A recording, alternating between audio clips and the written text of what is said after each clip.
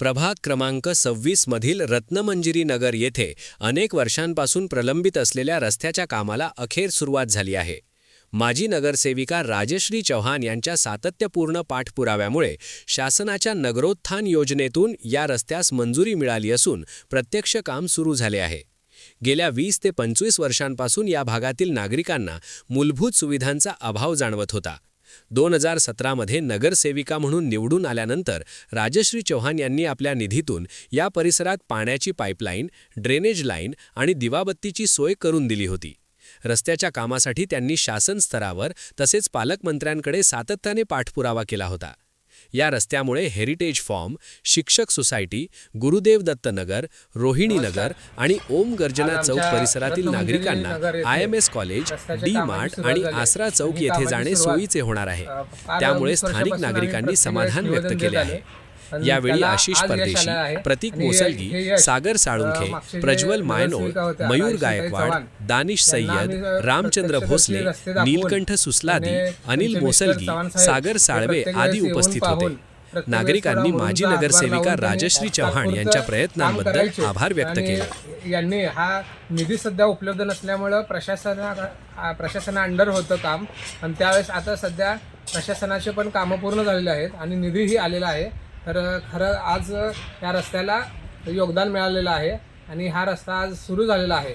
तरी आम्ही राजश्रीताई चव्हाण यांचे मनपूर्वक आमच्या रत्नमंजिरी नगरतर्फे आभार मानतो आणि असंच आमचे बाकीचे कामंही पूर्ण होत अशी आमची इच्छा आहे. तर त्यांनी आमदारांकडे, पालकमंत्र्यांकडे आमचे निवेदन सादर केल्यामुळे आज ह्या रस्त्याला मंजुरी मिळाली आणि या रस्त्याचे काम होत आहेत आणि याचा पूर्वस्वी लाभ आम्हाला मिळतोय. याबद्दल आम्ही त्यांचे आभार मानतोय. या रस्त्यामुळे इथे रत्नमंजिरी नगर साईडला प्रेसिडेंट कॉलनी, मागं द हेरिटेज कॉलनी आणि समोर कृष्णा कॉलनी, या सगळ्यांना हा रस्ता जोडला जाणार आहे. त्यामुळे आम्हाला इथे यायची जे वाहनांचं जे पहिला अडचण होत होतं, पाण्यामध्ये चिखलमध्ये आम्हाला गाडी लांब लावून चालत यावं लागत होतं. अक्षरशः इतके हाल होते की लहान लहान लेकरं पडत होते, लेडीज म्हणजे म्हातारे वयस्कर माणसं किती दुखापत झाले, चिखल साचून आमचे वडील स्वतः पडले होते किती वेळा. मग चव्हाण मॅडमांना आम्ही वारंवार हे करत होतो. माजी नगरसेवक चव्हाण मॅडम ज्या होत्या त्यांच्याच या केलेल्या कार्यामुळे आज आम्हाला हे फळ भेटतं आहे. तर धन्यवाद. गेल्या वेळेस तुमच्या नगरामध्ये मयत झालं त्यावेळेस पावसाळ्यात गेल्या वेळेस मयत झालं तेव्हा मीच व्हिडिओ काढून चव्हाण साहेबांना पाठवला होता. ॲक्च्युली डेड बॉडी आम्ही ठेवायला म्हणजे ते तिरडी रचायची कुठं, आम्हाला तो प्रश्न पडला होता की आता डेड बॉडी तिरडी रचायची आहे, तर तिरडी रचायची कुठं. त्यामुळे तो व्हिडिओ काढून पाठवला होता मी. म्हटलं चव्हाण साहेब तुम्हाला तो व्हिडिओ पण पाठवतील. तिरडी ठेवायला आम्हाला जागा नव्हती, तेव्हा चव्हाण साहेबांनी एका फोनवरती लगेच आम्हाला भर घालून तात्पुरती सोय तर कोण तेव्हा दिली होती. आणि तेव्हा आर्थिक हे नव्हतं. नमस्कार, मी अनिल चव्हाण, नगरसेवक राजश्री चव्हाण यांचा मिस्टर. म्हणजे आम्ही गेल्या टर्ममध्ये आमदार सुभाष बापू व पालकमंत्र्यांना रत्नमंजिरीमध्ये रस्त्याची व्यथा सांगितल्या होत्या. त्याला जवळपास आता 3-4 वर्ष होत आले. ते कामाला आज मंजुरी मिळाली आणि प्रत्यक्ष रस्त्याला काम सुरुवात झालेलं आहे.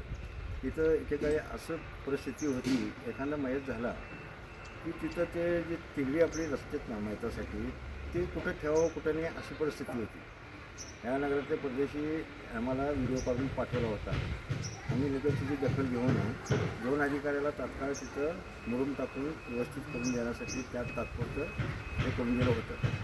तेव्हापासून आम्ही सातत्यानं पाठपुरावा केलेला आहे आणि त्या आमच्या पाठपुराव्याला यश आलेलं आहे.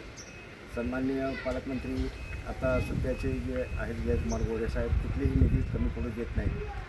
त्यांनी काय म्हणतात, तुम्ही नगरामध्ये फिरा, ज्या ज्या नगरामध्ये अडचणी आहेत ते प्रत्यक्ष तुम्ही फिरल्याशिवाय करणार नाही, घरात बसून तुम्हाला काही समजणार नाही. त्यासाठी आमचं एक अजेंडा आहे की आम्ही प्रत्येक नगरामध्ये काय अडचणी काय आम्ही समक्ष फिरत असतो आणि तिथल्या व्यथा आम्ही पालकमंत्री आणि शासन दरबारी यांना सांगत असतो. पाठपुरावा केल्यानंतरच कुठलेही कामं होत असते. त्यांनी नागरिकांना पण आम्हाला वारंवार सगळे संपर्कात आहेत. तिने सांगितलं, साहेब ह्या इथं अडचण आहे, त्यामुळे रोड नाही, दिवाबत्ती नाही. प्रत्येक वेळेस आम्ही पाठपुरावा करून त्यांच्या समस्या सोडवलेल्या आहेत.